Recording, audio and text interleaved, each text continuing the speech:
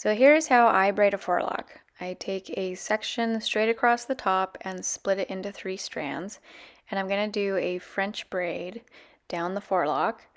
I'm sure there are lots of videos out there that better demonstrate how to do a French braid, but one of the most important things is that each section of hair that you are taking from either side to add into the braid, you want to make sure, for lack of a better word, that it's not too tall, top to bottom. So it should be pulling straight across into the braid or perpendicular to the braid. If it's too tall, then it will pull down into the braid and it will often cause the braid to have kind of this buckled, untidy look. So at the top of the braid, where the braid is smaller, you'll be taking smaller or shorter sections. And as you get further down and the braid itself gets bigger, then you can take taller sections. So wide is fine, tall is not. And you want it to be snug enough that it's going to lay pretty flat, and making sure that each section of hair that you take in is pretty smooth and flat. If you make it too tight, your horse will hate you and rub its forelock out because it's uncomfortable. Too loose and it will just look kind of sloppy. So especially as you get down to the bottom, even if you're having to take really big sections of forelock to add into your braid, it's super important that once you get past the base of the forelock where the hair is coming out of their forehead, that you're no longer French braiding. You're no longer adding in pieces of hair. If you do, then when you tie it up, the bottom of the braid has kind of an uneven, looped, bumpy look to it. So then you're going to braid down just a regular 3-strand braid. Ideally, you have somebody holding your horse's head, but you can make this pretty tight. You're no longer going to be accidentally pulling on your horse's head. So you want to keep it tight enough that it makes a neat and tidy braid. And you can add your string in higher up or further down, as I'm doing, depending on how long that string is.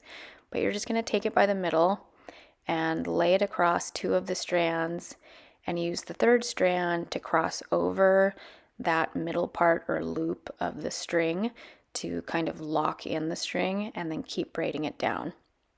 And you're going to braid it down as far as you can into a little teeny tiny braid.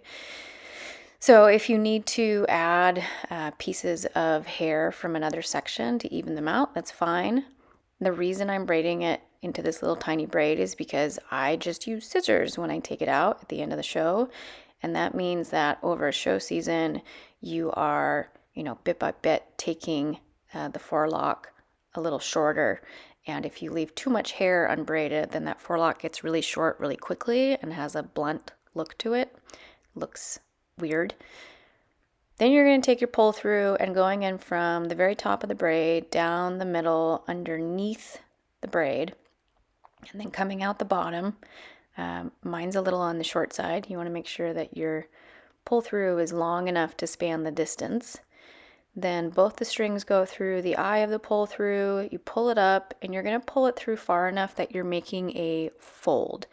So if you don't pull it through enough, then you're making more of a loop.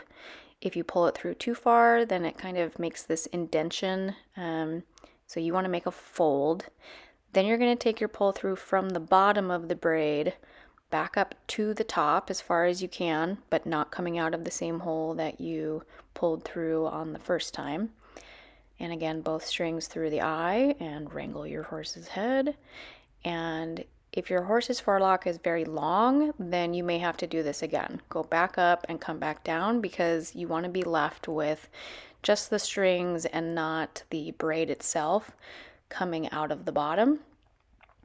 Then you're going to go sideways through that fold and take just 1 string through the pull through and take that through, so you've got 1 string on either side, and then tie that off with 2 or 3 knots.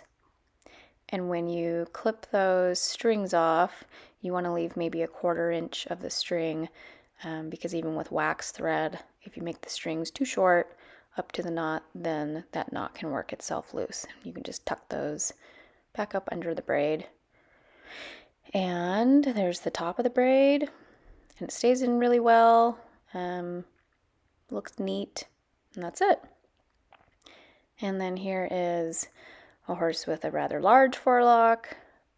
Same thing, pull it through, make a fold, go back up to the top, pull it down through again.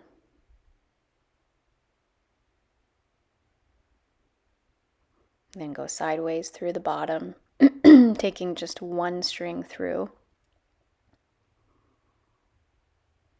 And then a couple knots on the bottom and clip off the strings.